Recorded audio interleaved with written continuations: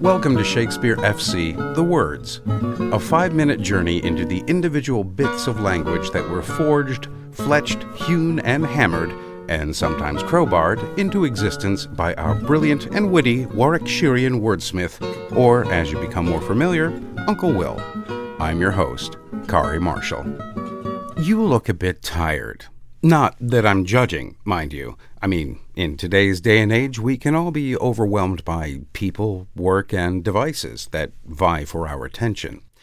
Wouldn't it be nice if there was a place, a haven, that we could retreat to, where we could rest our weary heads and recharge? A place, a chamber, if you will, that could almost be dedicated to the nightly act of self-renewal. A comfy spot where we could, I don't know, crawl onto a soft, plush, elevated platform for slumber. Okay, enough of that. Bedroom. We are talking about a bedroom, of course. And wouldn't you know it, it was our very own Uncle Will that coined it. Up until that time, the more archaic bedchamber was the common name for our slumbering quarters, and one would think that the move from chamber to room, a more generalized user-friendly term for the mass majority who didn't reside in castles, seems to make some sense. But William wasn't expressing some socio-progressive egalitarian sentiment, but was rather working out a pun. A sexy pun. And he wasn't even indoors. Bedroom, indeed, does not appear in the vast castle of Hamlet's Elsinore. In fact, the heated Hamlet-Gertrude scene where Polonius is killed is called the bedchamber scene. Nor do we find it in the Venetian palace where Othello and Desdemona reside and where the play concludes with a bit of pillow-smothering action. But the gentle feather of inspiration fluttered down and found Uncle Will while he was writing his comedy, A Midsummer Night's Dream, set largely in the verdant vastness of the sylvan woods outside of Athens. The play so far. Theseus, the Duke of Athens, plans his wedding to Hippolyta, while Aegeus demands his daughter Hermia marry Demetrius, despite her love for Lysander, which is reciprocated.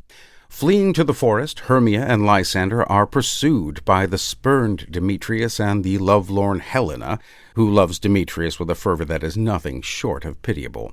As the night deepens in the enchanted forest, Lysander and Hermia, exhausted from their escape, decide to rest. Lysander, with all the chivalrous subtlety of a spotty, shag-happy Shakespearean teenager, proposes they sleep close together, to which Hermia, preserving her maidenly decorum, insists on a more respectable distance. Find you out of bed, for I upon this bank will rest my head. One turf shall serve as pillow for us both. One heart, one bed, 2 bosoms, and 1 troth. Nay, good Lysander, for my sake, my dear, lie further off yet, do not lie so near. Oh, take the sense, sweet, of my innocence. Love takes the meaning in love's conference. I mean that my heart unto yours is knit, so that but 1 heart we can make of it. 2 bosoms interchained with an oath, so then 2 bosoms and a single troth. Then by your side no bedroom me deny, for lying so, Hermia, I do not lie. Actually, I think you do.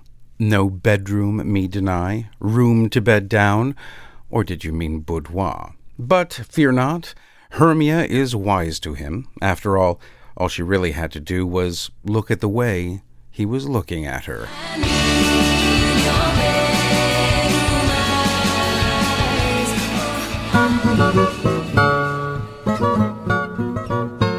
Well, alas and alack, my friends, that is all we have time for.